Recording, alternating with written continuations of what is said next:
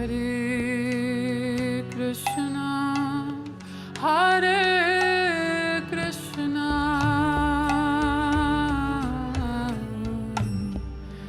Krishna Krishna, Hare Hare,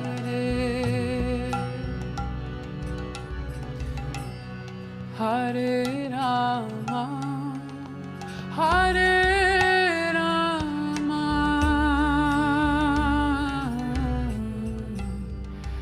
Rama Rama, Hare Hare,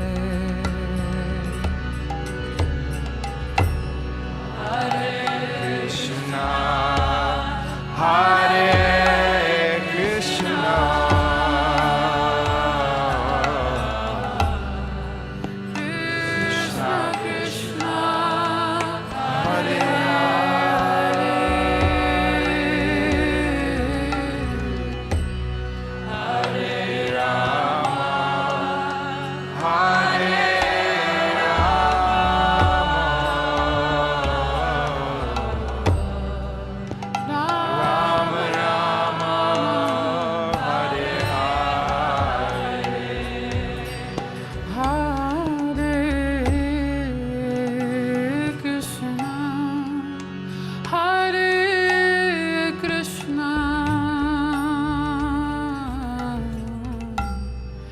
Krishna Krishna, Hare Hare,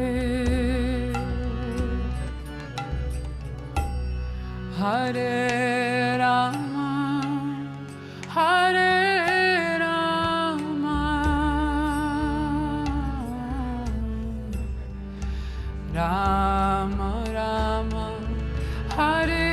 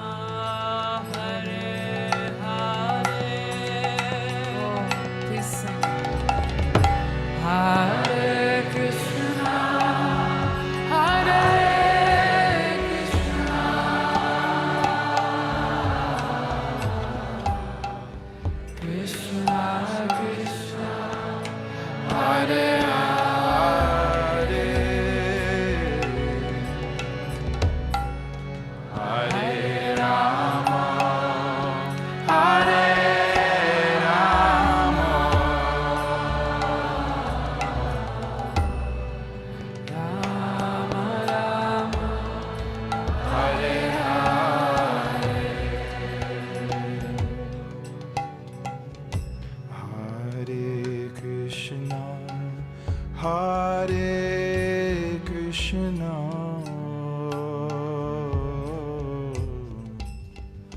Krishna Krishna, Hare Hare,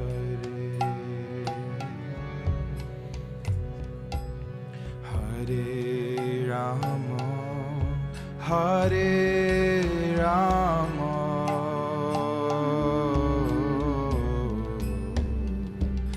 Rama Rama, Hare Hare,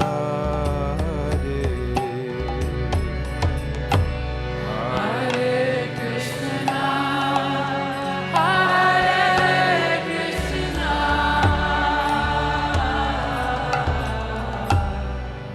Krishna Krishna, Hare Hare,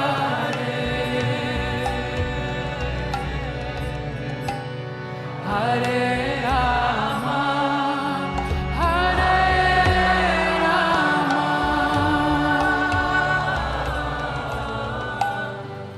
Rama Rama, Hare Hare, Hare Krishna, Hare Krishna,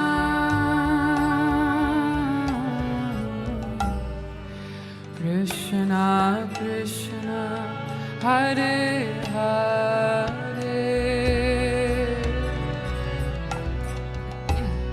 Hare Rama, Hare Rama,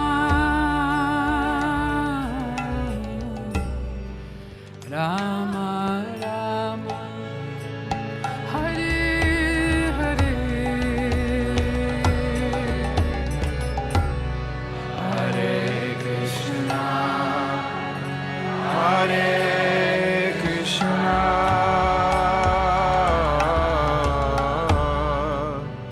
Krishna Krishna, Hare Hare,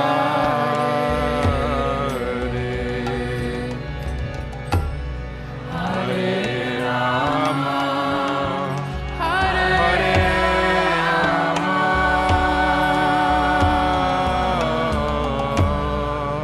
Rama, Rama Rama, Hare Hare,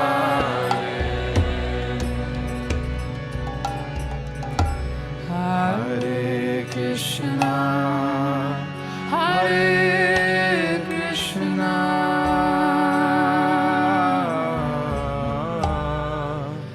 Krishna Krishna, Hare Hare,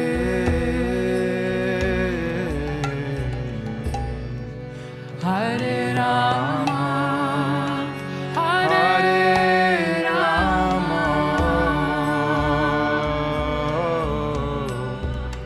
Rama Rama, Hare Hare, Hare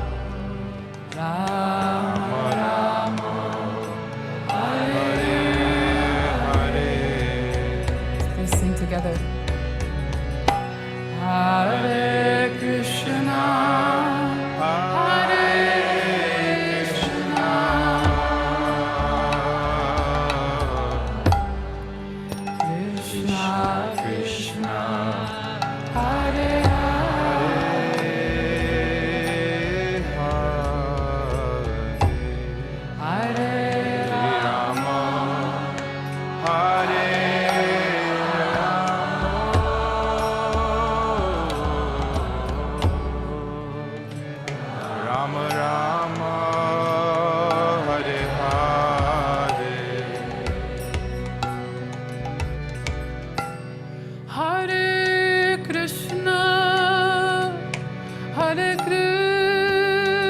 Krishna, Krishna Krishna, Hare Hare,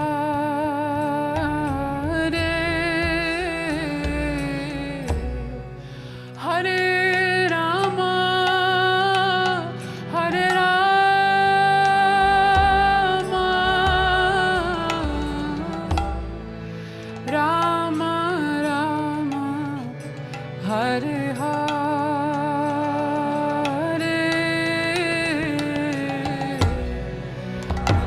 Hare Krishna, Hare Krishna,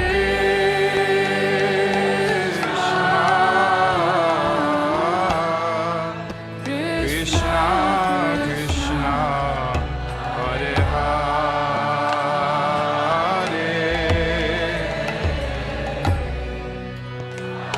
Hare Rama,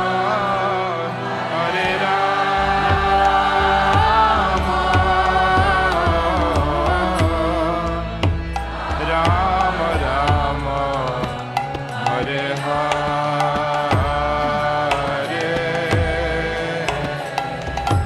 Hare Krishna, Hare Krishna,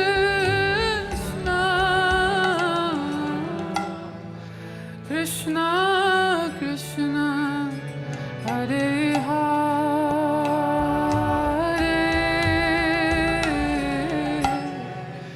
Hare Rama, Hare Rama,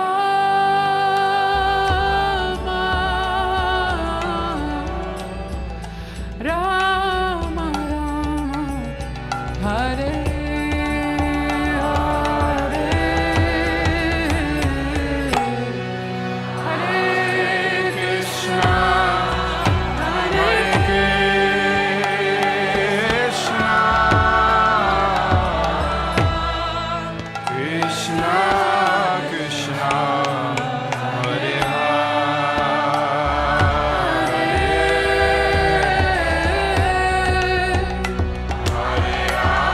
Hare Rama, Hare Rama,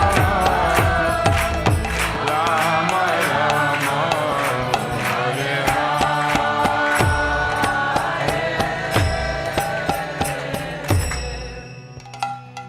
Hare Krishna, Hare Krishna,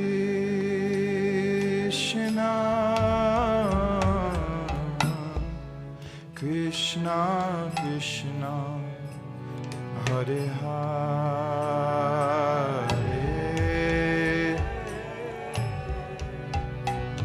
Hare Rama, Hare Rama, Rama Rama, Hare Hare.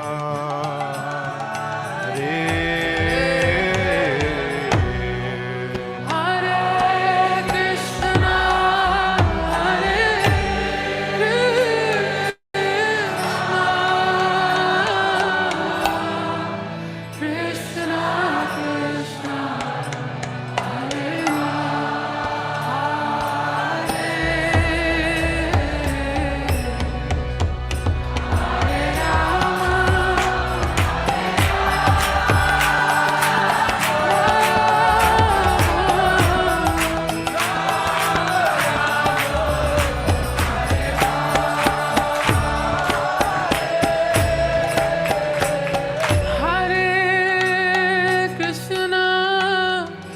Hare Krishna,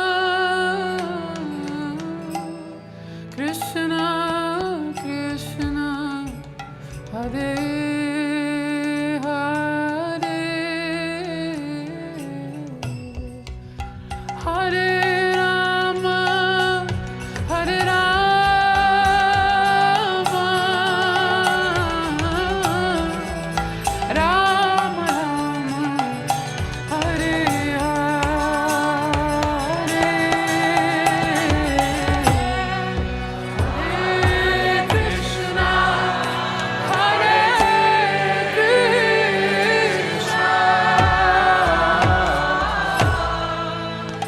Krishna, Hare Hare, Hare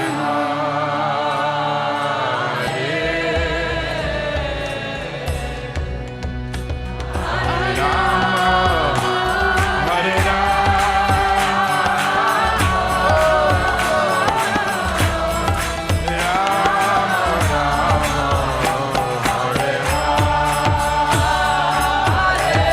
One more time, all together. Hare Krishna, Hare Krishna,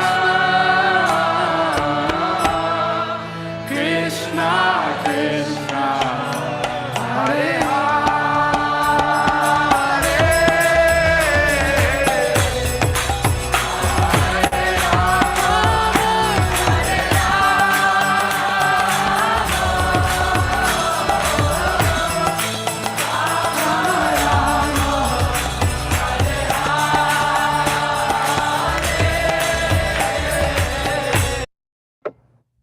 Hare Krishna devotees, please accept my humble obeisances. All blessings to Prabhupada. Welcome devotees to our morning Bhagavatam class.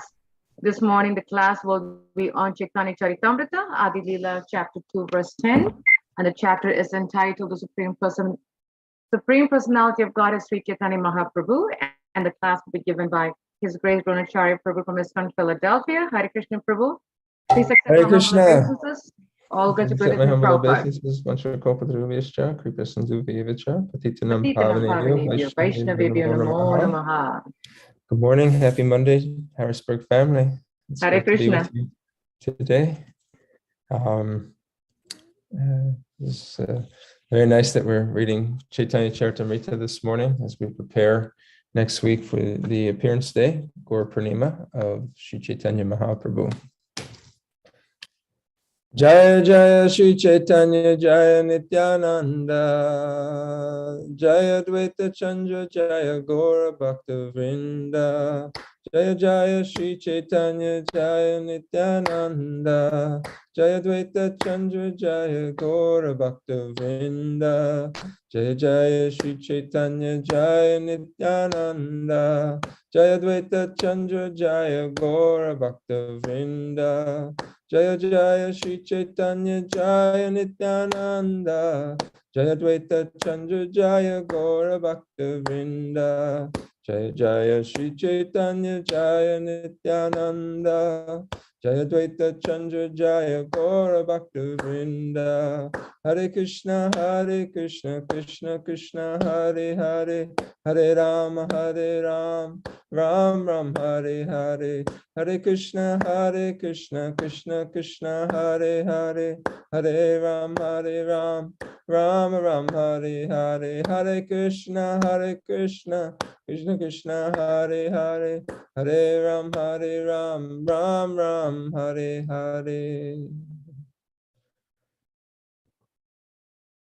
Sri Chaitanya Charitamrta by Srila Krishnadas Kaviraj, Adi-Lila, Chapter 2, entitled The Supreme Personality of Godhead. And text, Chapter 2, text number 10. So the title is Sri Chaitanya Mahaprabhu, the Supreme Personality of Godhead. Text number 10.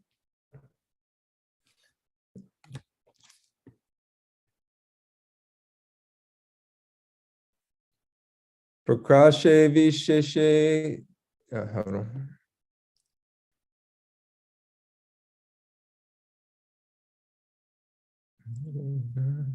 Prakasha Visheshe Tena Dari Tina Nam Brahma Paramatma Ara Swayam Bhagavan.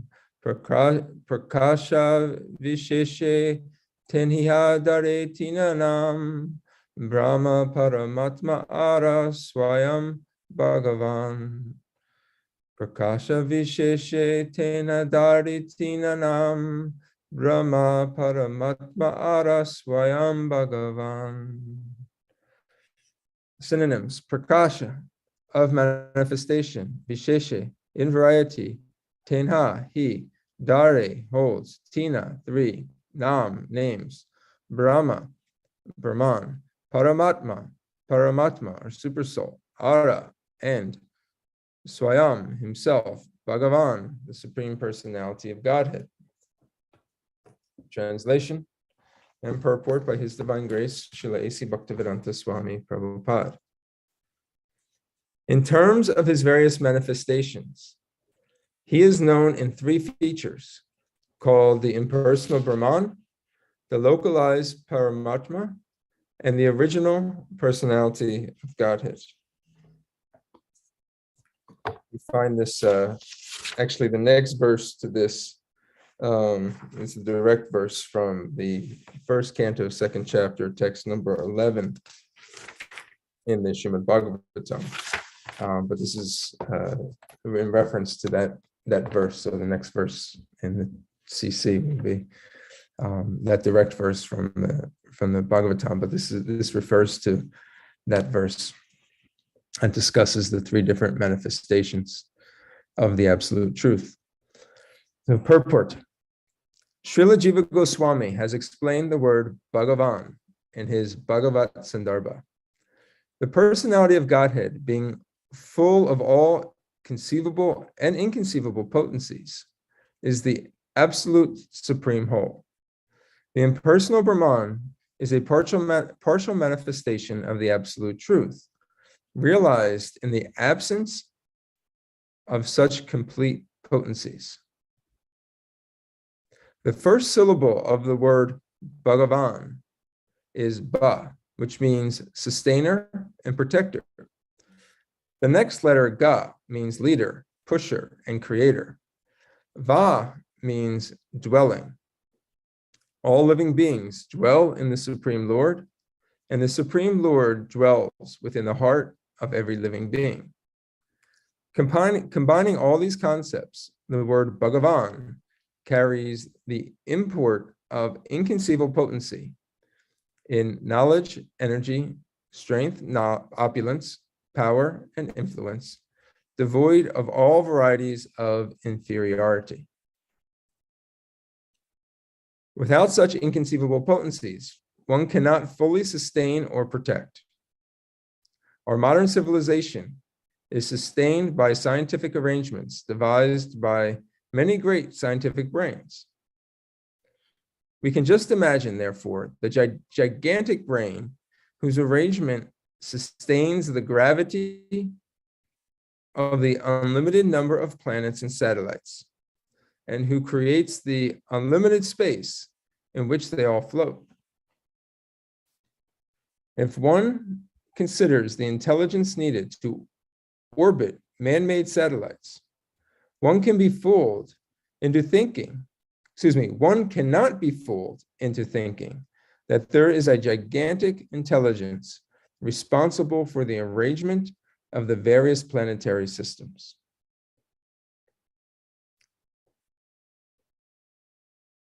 The reason is there is no reason to believe that all the gigantic planets float in space without the superior arrangement of a superior intelligence. This subject is clearly dealt with in Bhagavad Gita 15:13, where the personality of Godhead says, I enter into each planet, and by my energy, they stay in orbit. Were the planets not held in the grip of the personality of Godhead, they would all scatter like dust in the air. Modern scientists can only impractically explain this inconceivable strength of the personality of Godhead. Hare Krishna. This is a very long purport, so stay with it. Srila Prabhupada makes so many awesome, amazing points and comments, which the potencies of the syllables ba, ga, and va apply in terms of many different meanings. Through his different potent agents, the Lord protects and sustains everything, but he himself personally protects and sustains only his devotees, just as a king personally sustains and protects his own children, while entrusting the protection and sustenance of this state to various administrative agents. The Lord is the leader of his devotees, and we learn from the Bhagavad Gita, which mentions that the personality of Godhead personally instructs his devotees how to make certain progress on the path of devotion, and thus surely approach the kingdom of God. The Lord is also the recipient of all adoration offered by his devotees, for whom he is the objective and the goal. For his devotees, the Lord creates a favorable condition for developing a sense of transcendental love of Godhead. Sometimes he does this by taking away a devotee's material attachments by force and baffling all his material protective agents. For thus, the devotee must completely depend on the Lord's protection. In this way, the Lord proves himself the leader of his devotees.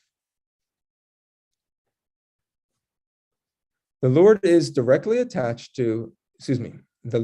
not directly attached to the creation, maintenance, and destruction of this material world, for he is eternally busy in the enjoyment of transcendental bliss with paraphernalia composed of his internal potencies. Yet as the initiator of the material energy, as well as the marginal potency, the living beings, he expands himself as the Purusha avatars, who are invested with potencies similar to his. The Purusha avatars are also in the category of Bhagavat Tattva, because each and every one of them is identical with the original form of the personality of Godhead. The living entities are his infinitesimal particles and are qualitatively one with him. They are sent into this material world for material enjoyment, to fulfill their desires to be independent individuals, but still they are subject to the supreme will of the Lord. The Lord deputes himself in the state of Supersoul to supervise the arrangements of such material enjoyment. The example of a temporary fair is quite appropriate in this connection. If the citizens of a state assemble in a fair to enjoy for a short period, the government deputes a special officer to supervise it. Such an officer is invested with all governmental power, and therefore he is identical with the government. When the fair is over, there is no need for such an officer, and he returns home. The Paramatma is compared to such an officer. The living beings are not all in all. They are undoubtedly parts of the Supreme Lord and are qualitatively one with him. Yet they are subject to his control. Thus, they are never equal to the Lord or one with him. The Lord who associates with the living being is Paramatma, or the supreme living being. No one, therefore, should view the tiny living beings and supreme living being to be on an equal level. The all-pervading truth that exists eternally during the creation, maintenance, and annihilation of the material world, and which the living beings rest in trance, is called the impersonal Brahman. Om Ajnanatimbarandasya Gyananjana Chalakaya Chakshur Umlitam Yena Tasmai Shri Guruve Namaha Shri Caitanya Manobishtam Swapitam Yena Bhutale Swayam Rupa Kadamayam Dadati Swapadantikam Jaya Shri Krishna Caitanya Prabhu Nityananda Shri Advaita Gadadhar Shri Vasudeva Gaura Bhaktivinoda Hare Krishna Krishna Krishna Hare Hare Hare Rama, Rama Rama, Hare Hare. Srila Prabhupada gives so much wonderful information in this purport. Each paragraph is a class in and of itself. The translation again. In terms of his various manifestations, he is known in three features called the impersonal Brahman, the localized Paramatma, and the original personality of Godhead, or Bhagavan. And we've heard of these three aspects of the absolute truth. And it is important to understand that these are three features of the absolute truth, but they are all absolute. Some are more, starting off with the impersonal Brahman, it is, Srila Prabhupada says it is complete, and then the Paramatma is more complete, and then the Bhagavan feature is most complete. And we'll discuss a little bit why that is. But they are all aspects of the Supreme Lord. In the Bhagavad Gita, when Lord Krishna first begins to speak, it's the second chapter, second verse. Srila Prabhupada, he establishes Krishna's superior position as Bhagavan at the very beginning, because it's important to lay out that this is not an ordinary person who is about to speak. So he quotes this particular verse and topic, Vedanti tatat vidas tattva jnanam avyayam brahmameti paramatmeti bhagavan iti sabhyate. That the absolute truth is known in three phases according to the knower of the absolute truth. All of them are identical. The phases are Brahman, Paramatma, and Bhagavan. And in the verse that we just read from, Srila Prabhupada quotes Srila Jiva Goswami, who breaks down the word ba, ga, and then van into those three syllables. Ba meaning the protector or sustainer, ga meaning the one who is the creator, the leader, the pusher, the initiator, and then va means dwelling, both that the living entities dwell within the hearts of the Supreme Lord, and then also the Supreme Lord dwells within the hearts of all living beings, so that the living beings are completely dependent on the Lord, and the Lord in reciprocation also accompanies the living entity and never leaves them. Parashara Muni, who's the father of Srila Vyasadeva, he also defined the word Bhagavan as one who has all six opulences in full, one who has all wealth, strength, fame, beauty, knowledge, and then finally renunciation. In this world, we are embodied, we're conditioned, and under the laws of material nature. These laws of material nature, which we are under the control of, this is just one of the energies of the Supreme Lord. And under the element of illusion, we think that we may be very rich, or very powerful, very beautiful, very famous, very smart, or very detached. But despite having some of these qualities, and some people in this world actually have a lot of those qualities in abundance. But when you compare it to the overall opulence to the Supreme Lord, that the beauty of the entire creation, what to speak of when you hear the descriptions of Krishna's personal beauty, or the power that a person may possess, strength that they possess. Compared to the Lord, it is very minuscule. Krishna displays this by lifting Govardhan Hill with the left pinky of his, or the pinky of his left hand. But when you look at other aspects of him, like he's gravity, right? So we're all just under the laws of gravity.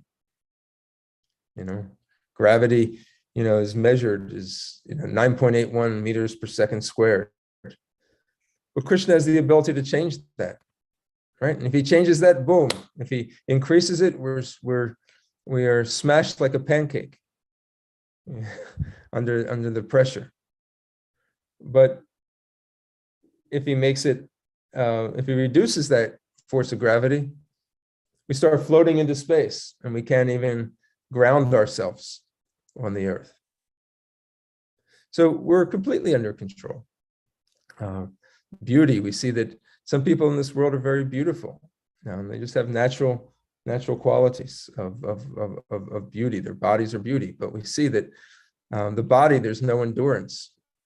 So over time, the body, starts turning into, starts to deteriorate. Wrinkles start to form. And then people invest so much money into trying to maintain their beauty through cosmetics, through surgical operations, through various types of exercise, through nutrition, etc., just to be able to enhance and maintain their beauty. But it is never, being able to find the fountain of youth has never been able to be achieved, because these material bodies, they have a certain duration.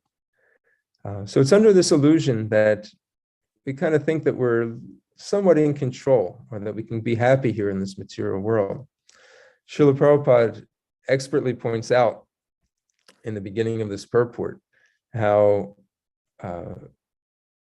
that there is a need to understand our dependency on a supreme being. And he goes into, gives the example of science and the study of the planets in the universe.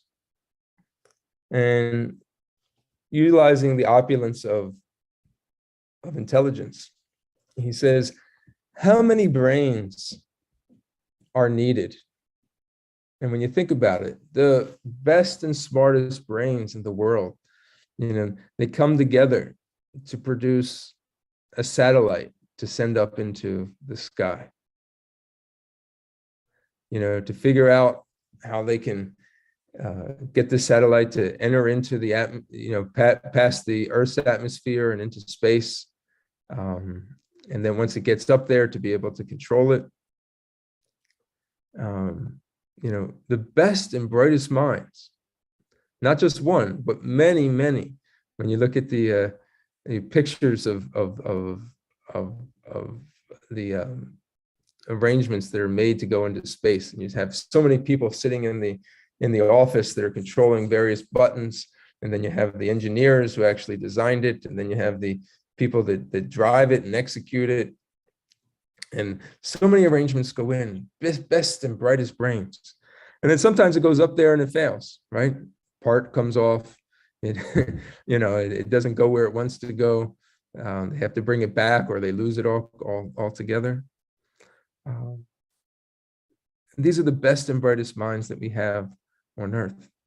But yet we look at all the planets in the universe, and we learn from the scriptures that this is just one universe. In fact, this is a very small universe.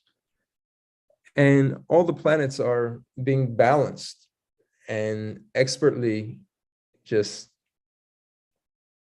positioning themselves around the sun, without any of the doing of any of us. So there must be a gigantic brain, because if it takes a collection of many small brains just to put a small satellite up into space, imagine how infinitely wonderful Krishna is to be able to do this. And he doesn't even do it himself. He says, this is not where my energy really is. This is not where I put all of my resources.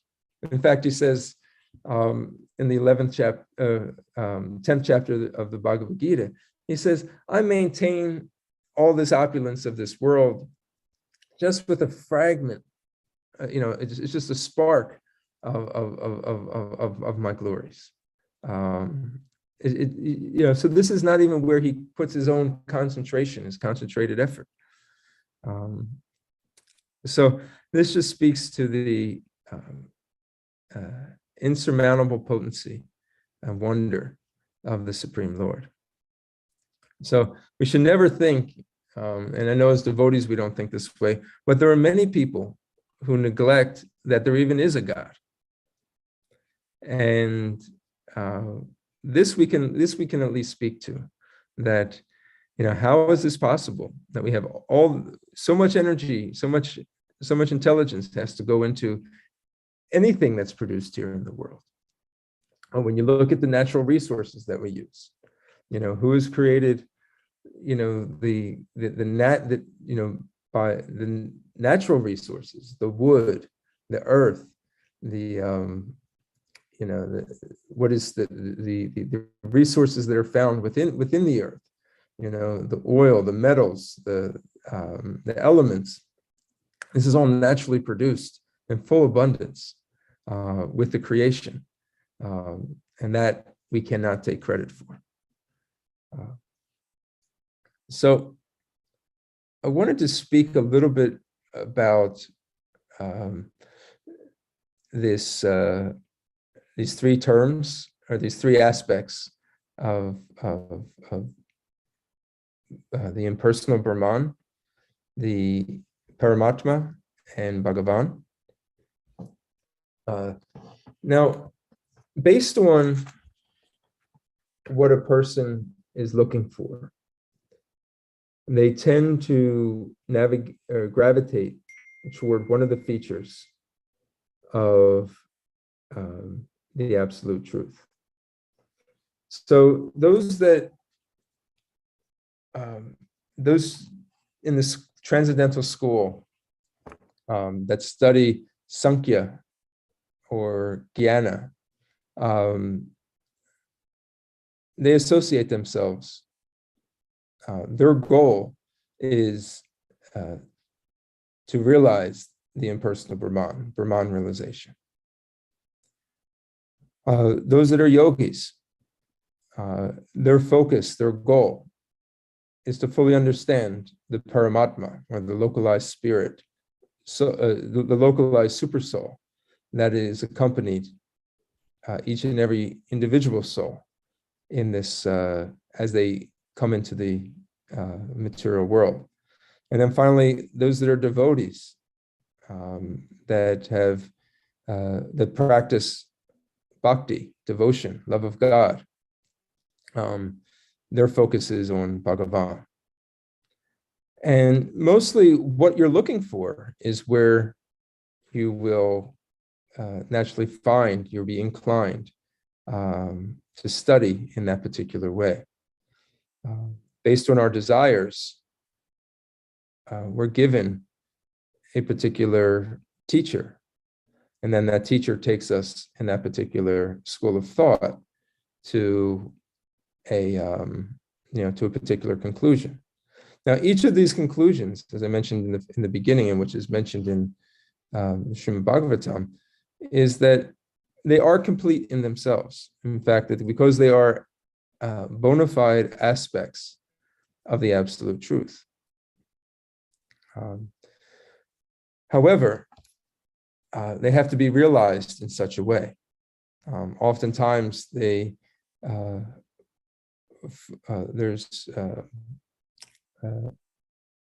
debates among the different followers of each of these paths, that one way is superior to another way. But the proper understanding is to be able to see that these are actually three different paths. Ultimately, they are all aspects of the absolute truth, and one has to see it from such an angle. In the 5th chapter of the Bhagavad Gita, when Arjuna asks Krishna, he says, please tell me, what is better, renunciation of work or to work in devotion? And Krishna explains that those who follow the process of Sankhya, I'll explain that in just a moment, or the process of knowledge or renunciation, which the goal is Brahman, realization. One should know that the goal is the same as one who follows the path of bhakti. And those who actually see this are actual seers of the truth. So those that, and Sankhya Yoga is spoken about quite a bit, especially in the beginning of the 2nd chapter of the Bhagavad Gita, and then the last 6 chapters of the Bhagavad Gita. And one can understand how one would be attracted to this path of impersonal realization. It first starts off by frustration in this material world. When one begins to analyze the material world and be able to see that there's a difference between the spirit and the body, spirit and all the material elements. One understands that there's a separation between that which causes suffering in this world and who I really am. And that in itself gives a sense of relief and peace. The problem and the limitation becomes when one speculates to believe that the source does not have personality, that the source of all of creation, of these elements, of the soul, is impersonal. And if we utilize only our limited minds to speculate, it's natural that we'll come to this conclusion. And this is why, because when we analyze, and that is what Sankhya Yoga is for the most part, it is trying to analyze the nature of the world and how it is different from the nature of spirit. And when we look at our bodies, what do we see? We see that our bodies, they're born, they grow, they maintain for a little bit, have children, they grow old, and they die. We analyze that our relationships, everybody goes through troubled relationships. Somebody lets them down, go through, there's cheating, people are dishonest, they talk behind your back, somebody wants more money, so they cut under you to cut you out. Even just little things, we do projects here and there, we think we're doing good, and somebody comes and then we feel somebody takes over our kind of our territory, which is never our territory, but we kind of claim it to be our territory. And then there's problems that exist. So naturally, one can come to the conclusion that relationships, bodies that we have, these are all sources of suffering. So therefore, in the spiritual realm, because if we're spirit and there's a difference between spirit and matter, this is who I am, you have to understand, well, who am I eternally? I can't be involved in any relationships because relationships just bring about trouble. Relationships fail. Relationships let me down.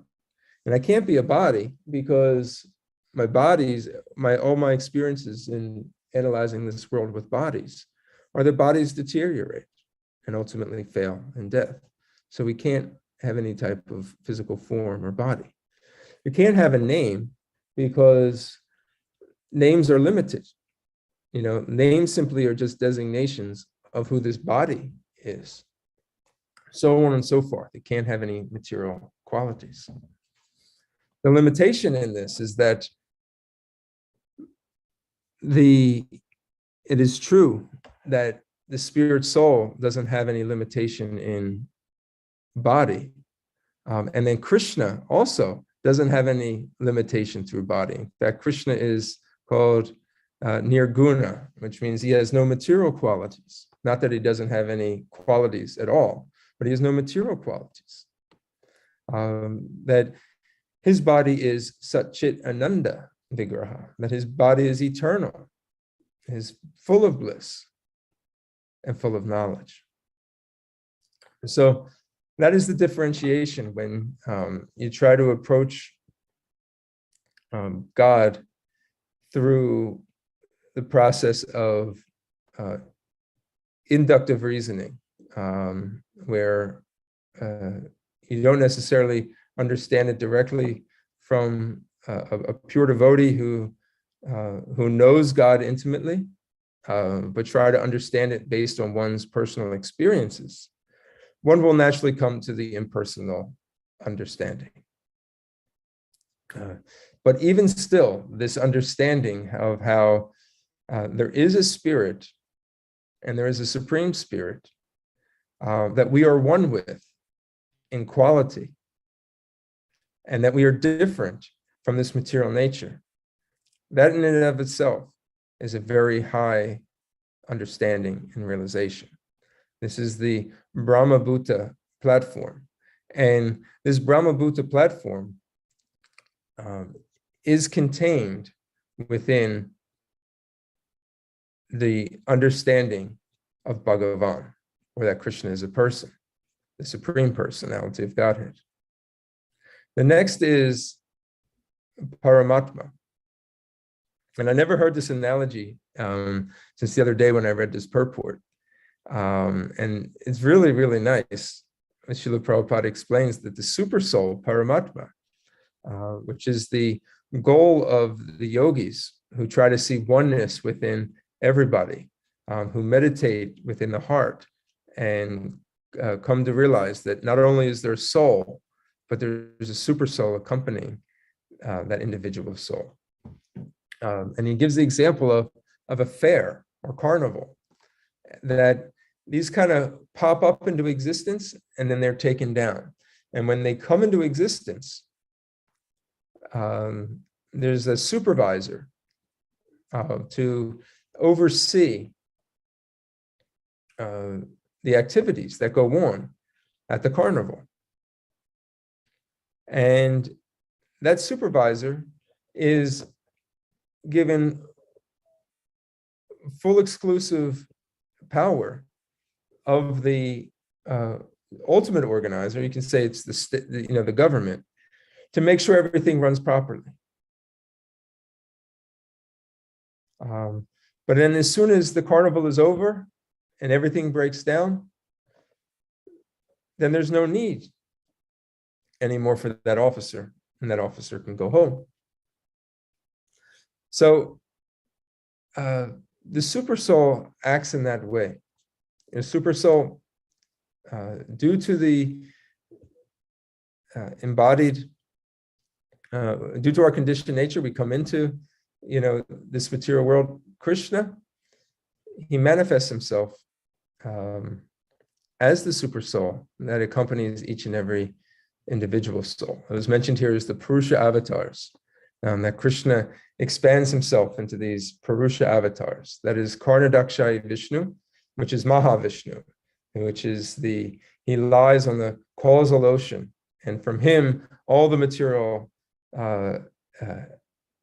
universes emanate. And then in each and every one of those universes, there's a Garbhadakshayi Vishnu. And on that Garbhodakshaya Vishnu, from his navel comes Lord Brahma, and Lord Brahma then creates within that particular universe. And then further down is the next level is Kshirodakshaya Vishnu, who's the manifestation of the Supersoul, the Paramatma, whose role throughout creation is to accompany the individual soul as Paramatma, to witness his activities, but ultimately to guide him back to the spiritual kingdom. That Paramatma is one and the same as the Supreme Personality of Godhead, but just in a different feature. At the time when the individual soul goes back home, back to Godhead, then the Supersoul has done his service. He's completed his role.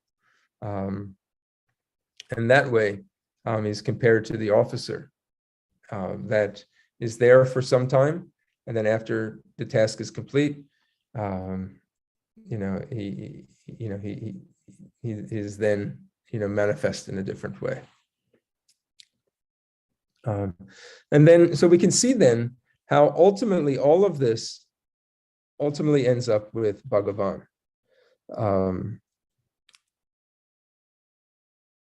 Sri Krishna is described as the source of all incarnations.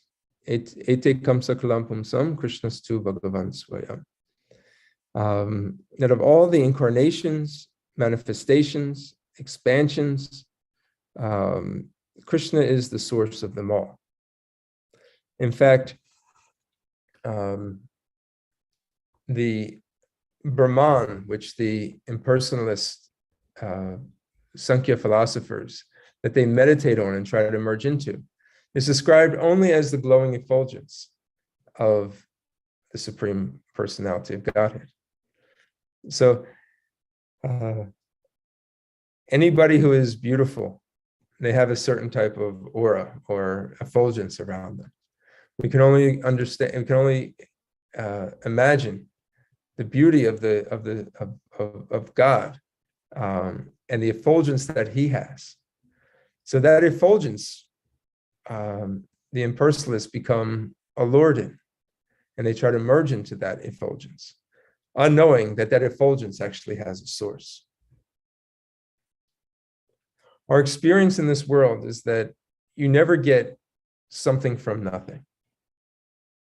In fact, it's not possible. And that's not very good logic. Everything has a creator. Everything has a source. So if we see light in a room, we should never think that this light is self-manifesting. We understand, okay, there's actually a bulb that you bought at the store and you screwed the bulb in. And then you think, well, okay, the bulb in the store is not emitting light, but when I turn it in, it starts to emit light. And you think, okay, well, there must be something that light source is plugged into. Well, it has a switch and there's an electric panel. And then you go to that electric panel and you see that there's a wire coming into your house or to the building. And then you trace that back, that goes back to the power plant, and so on. So everything we have has a source. So in the same way, this effulgence of the Supreme Lord has a source, and that is the beautiful personal body of Lord Krishna. So that leads us to the most complete aspect of the Absolute Truth, and that is Sri Krishna Bhagavan. And it is so personal that he has a relationship with every single living entity in this world, in existence, not just the world that we live in. And those living entities are not just human beings. The animal kingdom, the plant life, everything that has consciousness is a living being. And Krishna has a personal relationship with each and every living soul. And Srila Prabhupada writes in the purport that it is his mission is to bring back all of these souls back into their original consciousness. Right now, we're covered over by illusion. Our illusion makes us think that we're separate from God. Maybe there is no God. I'm here to enjoy this world. And I will actually be successful at doing it. And I will keep trying and trying to do it. And this gives pain to Krishna. Pain in the sense that when a child leaves the family thinking that they can go off and become something different. And then when the father, the mother, they see the children suffering, but they just won't listen. This gives a sense of pain to the parent. Now, ultimately, nothing can happen to us other than us remain in illusion. The soul cannot die. The soul cannot go away. But why remain in a state of illusion? We're covered over by our ignorance, our forgetfulness of our true nature. So Krishna comes personally to manifest his pastimes, to try to attract the souls to come back to him. And he's constantly sending his representatives, the pure devotees, to come find us and to attract our minds and try to change the course of our lives and direct it back toward our original nature, which is Krishna consciousness. And then finally in this purport here is that Krishna loves us so much that when we show that we have just a little understanding, a little interest, just that little faith, Krishna starts to make all arrangements for us. Now, those arrangements, however, are sometimes seen, it could be seen in a painful way from the material perspective. Because our attachment into this world is what binds us. That which liberates us is true understanding and knowledge of who we are. So sometimes we're in a position where we're in a struggle. We have to choose, do I adhere to my conditioned nature, or do I move toward my eternal nature? And those decisions aren't always easy because the senses are so strong and impetuous, as Krishna says in the Bhagavad Gita. It's like a boat on the water. One strong wind will actually will make us change course. So in the Srimad Bhagavatam, in several places, it talks about this, how the conditioned soul, from the 5th canto, 14th chapter, text 10, says the conditioned soul sometimes personally appreciates the futility of sense enjoyment in this material world. And sometimes he considers material enjoyment to be full of miseries. However, due to his strong bodily conception, his memories is destroyed. And again, he runs after material enjoyment, just as an animal runs after a mirage in the desert. So, in this way, the spirit soul who has come in contact with Krishna consciousness is the most fortunate. And the soul that comes into contact with Krishna consciousness, but then can't commit himself to Krishna consciousness fully, becomes the most unfortunate because they have given up this true treasure that can help us, that can free us and bring us back into the eternal association with Krishna. So therefore, Krishna says, I love that person so much that I personally will take away his material attachments to family, attachments to wealth, attachments to society. And this is actually to be considered a blessing. Now, in most religious traditions, this would be seen as God has not shown his favor upon somebody. In fact, sometimes they say, especially in a lot of modern day Christianity, that if you have a lot of wealth, God has blessed you, and if you're not driving the newest cars or moved into a big home, then you have to pray more in order for God to give you those blessings. But we see here that if you want to get God's special favor, God is not going to give you more and more of those things that drive your attachments deeper and deeper into the material world and keep you from him. When he sees you struggling with them, what does he do? He helps you out. But in removing those material attachments, he just doesn't leave you hanging. He substitutes that with the beauty of devotional service, which is the most fulfilling. So there's several lessons to be learned here. Mostly, when Srila Prabhupada says, in this way, the Lord proves himself the leader of his devotees. The Lord personally takes control of the devotee who shows an interest in going back to him. And also, when we see these things happening in our devotional communities, we have to see it from a transcendental perspective. We have to remove ourselves out of material consciousness. That sometimes when we see a devotee struggling, we can see it in the form of Krishna is showing this person special mercy. And if they pass this test, oh my gosh, imagine the blessings that are sitting there and waiting for them. And therefore, we should assist devotees, in their struggles to be able to see Krishna's hand in everything. Sometimes we look at it and we see that, oh, we feel so sorry for you. Oh, we feel so, bad for you. How do I enhance your material experience?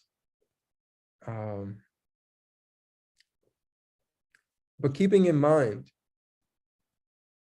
that Krishna has a plan for each and every one of his devotees. And part of that could be a sense of material suffering. But what lies on the other side is this wonderful experience of eternal devotional life, which is absent of this experience of suffering, which is absent of this experience of letdown, which is absent of this experience that we have in this material world of growing old and tired. So we have to pass this test. And Krishna is there from the very beginning, starting as the Paramatma, giving us transcendental knowledge that will be able to separate us from this material world and lead us back to his loving embrace. Okay, I will conclude here. I think that's enough. Hare Krishna. Thank you all so for your much. kind attention. Thank you so much, Dronacharya Prabhu. Such a wonderful class, actually. You really, I felt personally that you really brought us back to the crux of our Krishna consciousness, to the bottom line of this is it, and this is how we do it. And helping us to remind ourselves, why we are here and why we're given this body and how can we use that in Krishna's service. So thank you so much for touching some really amazing points. Would like to ask devotees, I know we've passed the hour, we can give it another 5 minutes or more. If devotees have any questions, any comments, any clarification, please, you can either raise your hand and we can call upon you for questions, or you can post them in the chat and I will read them out for you.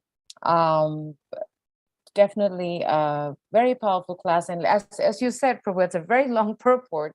And interestingly, it's hard to find long purports in Chaitanya Charitamrta. So this is really, really, really long, But yeah, so I was saying to myself just now that I have to go back and hear your class and make some points because this was a lot covered in one purport. So thank you for taking the time to really dissect it for us. I have a Glory to question, Srila Prabhupada. Dronacharya.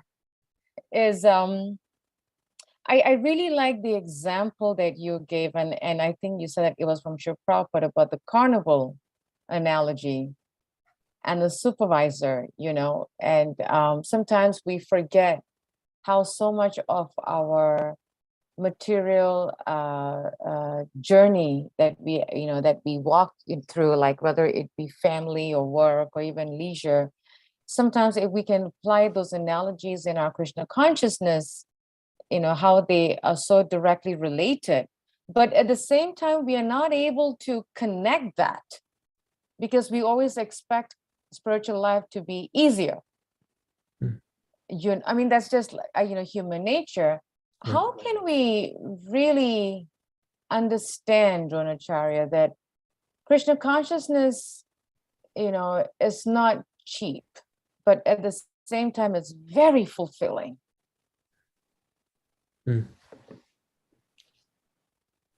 Yeah. I remember when you said it's not cheap, I remember seeing a sign in front of a church one day when it said, the Lord's mercy is free, but it's not cheap. Meaning that it's there for everybody to take and it's free. You don't have to pay for it, but it's not cheap in the sense that there's going to have to be a sacrifice that is made. So the sacrifice is because we're changing our state of mind. The state of mind that we're in right now is that as conditioned beings, I say right now, as practicing devotees, we're trying to change that. So we're kind of in the middle of like a mix. But we're coming from a world that basically everything exists around our gratification of the body and our sense of being. And Srila Prabhupada says that's both extended and concentrated. So it's not just about me. Sometimes we think, well, it's about my country or my family or my work but everything is me, and this concept of me and mine creates so much trouble for us, because this me and mine, this is me and this is mine, is what everything we say that is me and everything that we claim to be ours as mine isn't really who you are, and nothing actually belongs to you.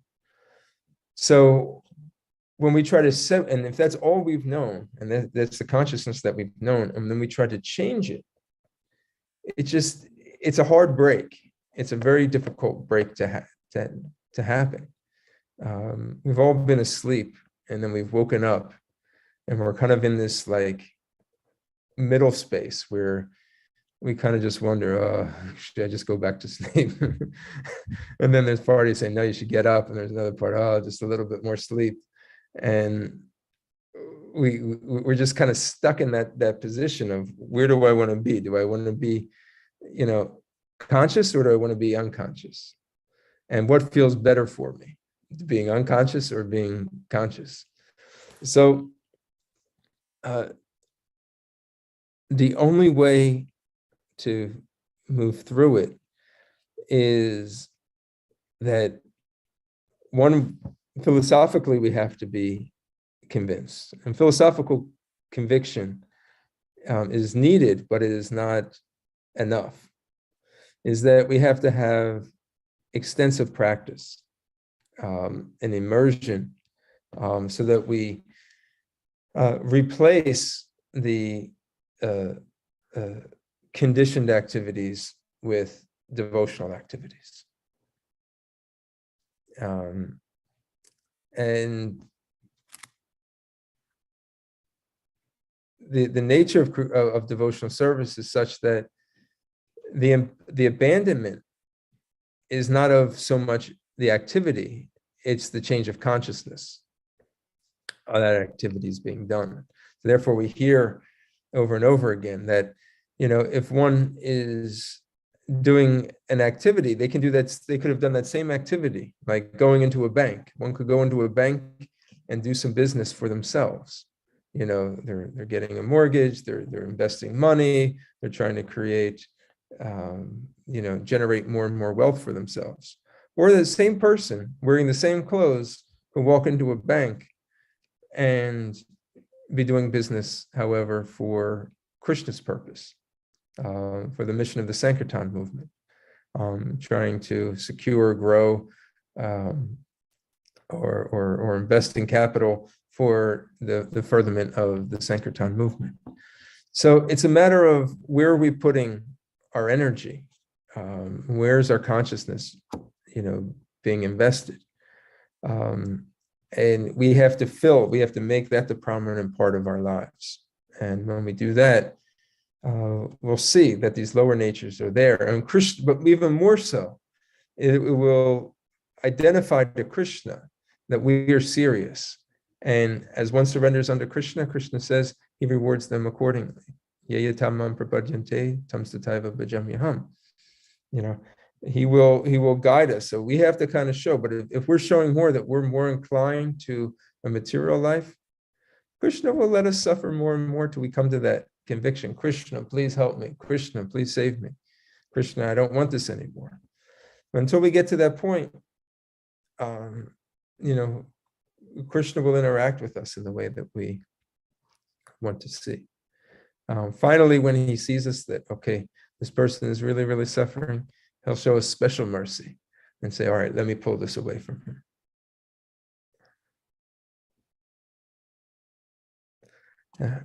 Does that help?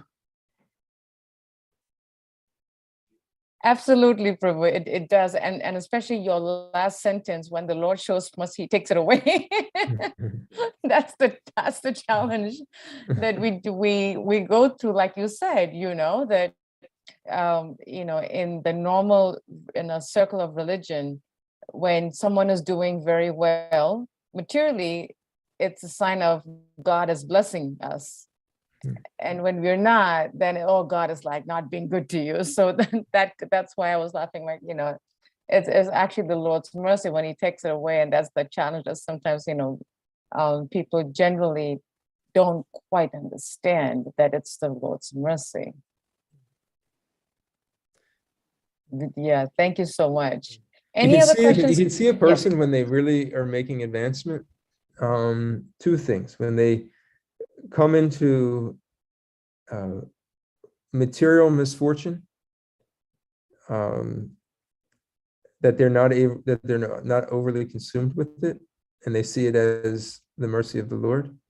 And the same way, when a person comes into material fortune, that they don't become intoxicated with it, believe that they are the doer of it, and then fall back into materialistic ways, that they are able to use whatever fortune they have in Krishna's service, and that their consciousness is still fixated on the spiritual kingdom. So these are two ways you can see that a person is making spiritual advancement.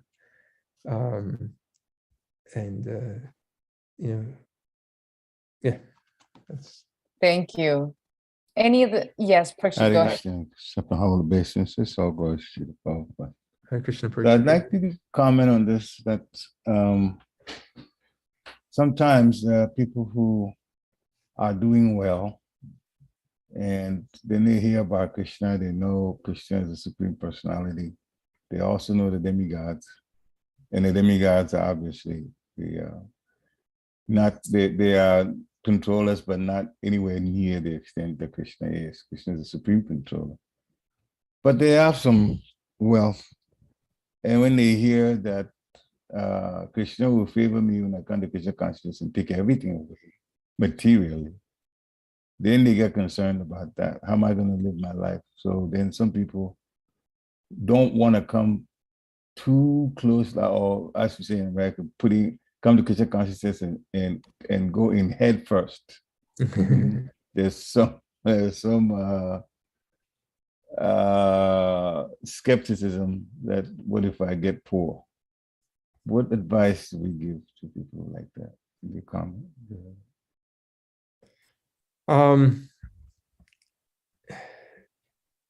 Krishna, he doesn't typically, he gives the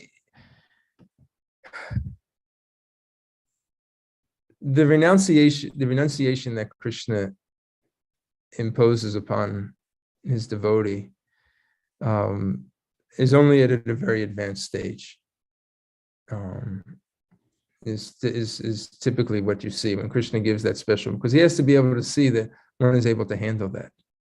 In the meantime, Maya usually is always testing the devotee. How close do you want to come to Krishna? Or do you want to remain in the material enjoyment? So what we see is that people typically make very gradual advancement in Krishna consciousness over a lifetime, could be many lifetimes, to actually detach and break oneself from this material world. So the saying that God never gives you, a burden that he knows that you cannot carry, that you cannot handle. Whereas, Balabhadra Prabhu, he often quotes, I'm sure he may have quoted to you guys before, he says, God never gives you, every time he gives you like a blessing, he wraps it in a problem. So he never gives us a problem that we cannot, at our advancement, our level in spiritual life, that we cannot handle. So it's not that like immediately when we start chanting Hare Krishna, next thing you know, everything just completely just falls apart around us. In fact, what we usually find is that things start moving in our lives where we realize that lust, anger, greed, peace of mind, these things start to begin to diminish from our lives. The special mercy that Krishna gives us initially is the sense of, freedom, from a lot of our anxieties. Not that he necessarily gives us more and more anxiety to make us, run away. Why? Because we can't handle it. But with it also comes, I will say, an element of knowledge that, and knowledge is important because ignorance, the opposite of ignorance is knowledge. Ignorance is, when you're without knowledge. Right now we're in an ignorant state. So understanding our true nature and what is truly best for us. Again, philosophically, listening to classes, practically experiencing it by doing devotional service. This will solidify an element of faith. We'll hear about Krishna, and we'll hear about the spiritual world. This will attract our curiosity. When we hear the difference between this world and that, and the other world of this material world, which we have a lot of experience with. And then we can see that, okay, if I worship the demigods, maybe my family will be a little bit better. I'll get this material life that I want, or maybe next life, more likely next life, I'll get the material life that I may want. But it's still subject to birth, death, old age, and disease. And